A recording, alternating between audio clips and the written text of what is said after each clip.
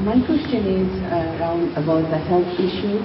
Actually, it's a kind of business also with the Bangladesh, because Bangladesh is doing a lot of business, and I heard different kind of business, but this is kind of manpower business.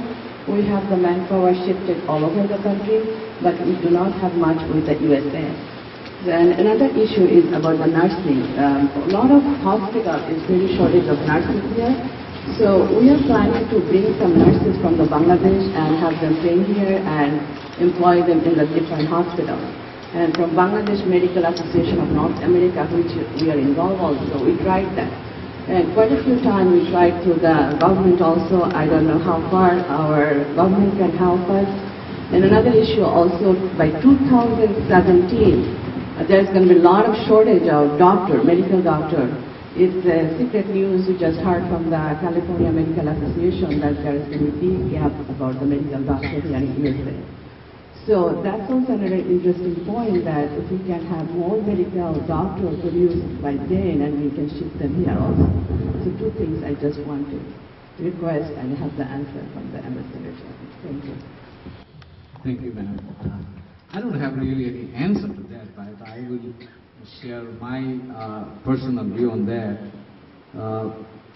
I just alluded that a demographic balance is now coming up in a big way. Most of the developing countries, including Bangladesh, will have a younger population, and most of the developed countries will have an older population. Now, we need to find out a balance there.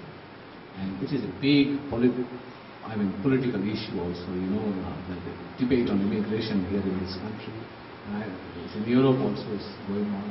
But my feeling is that necessity will drive us to find out a common ground between these two poles, if you call it. And Bangladesh is very, very well positioned on this particular area.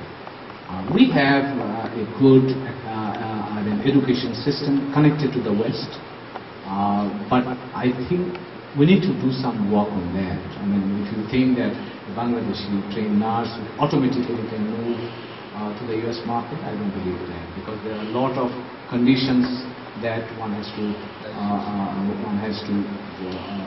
fulfill or meet before coming here. So one area that we could look at, and some people are looking at this issue in Bangladesh, some of the institutes in the private sector have come up who are now training people in different trades, including the nursing. But it will take a little bit of time perhaps, and these are not the things that can be done within short time. It needs training, and maybe some of the entrepreneurs from the United States could help us in this case, setting up schools there in Bangladesh. And in fact, I was talking to the World Bank last week, and they said that they have now a big program to set up schools, training schools in Bangladesh in different sectors. And I can share one ongoing project that is now in the making. One of the docks here, the shipping here, they are planning to import around 1,200 Bangladeshi welders for the US market. But they will impose their rigorous standard before they select or bring them in. So one issue that we will have to deal with is the differing standards that we have between Bangladesh and the US market. When I was in Australia, I was working with, they call it TAFE, Training and Further Education in Australia. It's more or less vocational training here. So we thought with the idea, and I think the Bangladesh government is now ready, and they are also trying to develop a skill development council. They have agreed in principle to set up the skill development council, and under the umbrella of that council, I would assume that a lot of these training centers will come up, but quality control will be very important, and your support for curriculum development, for supplying the trainers, and getting the certification from the accredited councils here would be very useful to bring them in. But I see a lot of potential, and as I said, that the skill sharing, skill could be an export item down the line. and Bangladesh has a lot of it.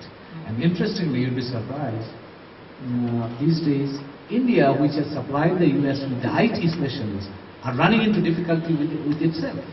They don't have now enough supply of IT trained people for their own use.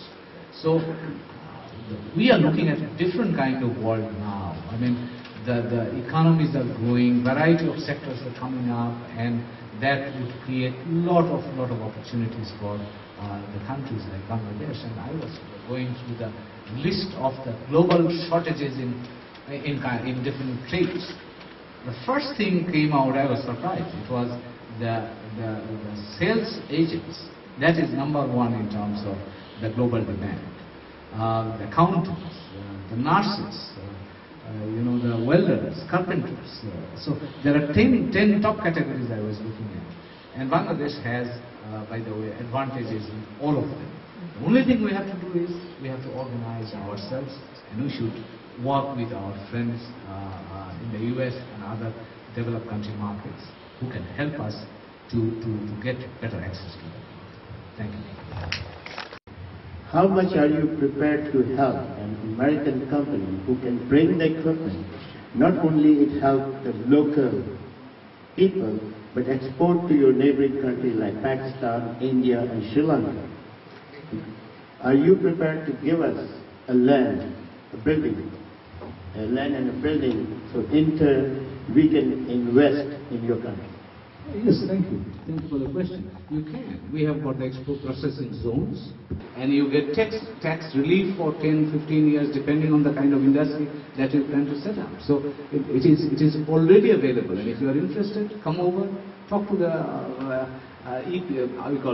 PEBSA, Bangladesh Export Processing Zone authorities there, and you can also go to the BOI, Board of Investment, to explore that opportunity. And wherever you export, that's your choice. And if you want to explore the South Asian market, we have now a free trade area. Except certain products, most of the products you can do that. And not me, the governments of all these countries are looking at a kind of union, the economic union. So I would look at the possibility down the line to have a South Asian economic integration through that union. That means that all the markets would be open. In 2002, I volunteered on a voluntary basis. I spent 3 months with BRAC, helping to set up their internal consulting in IT, having been led by Professor here. So that's one experience. I also worked with Doctors Without Borders. In 2002, I went to Bangladesh and attended the non-resident Bangladesh conference. And I saw their tremendous amount of zeal and energy of non-resident Bangladeshis to do something for Bangladesh. And it's not necessarily investment. They want to give their voluntary time, either going there or from here, whatever. Nothing has come out of that. That zeal just kind of went dead. That zeal is there and it's not being tapped. Bangladesh really needs investments, and it really does not need any expert help of so many engineers, doctors, architects, IT specialists, whatever. Please give a comment. That is it something that we don't need to forget about it? Have the zeal in America, keep it in your heart, or is there something that can be tapped for the betterment of Bangladesh? The expatriate community has been almost an essential bridge between the home and the outside world. We not only need technology, we need the people also to connect that or utilize that technology. Bangladesh should welcome that, and we need to get connected to them. And that connection, that knowledge of connection is also a capital that we need to fully explore and utilize.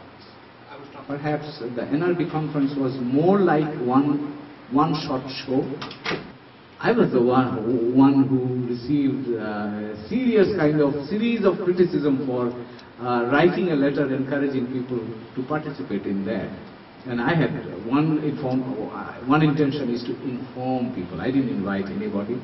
But I think there was organizational problem, and somehow because of that we couldn't reap the benefit. And I remember when the conference was over, I talk to some people and I say that why don't you meet the press in New York to publicize what you have achieved in Dhaka? And honestly, I didn't find anyone to defend us.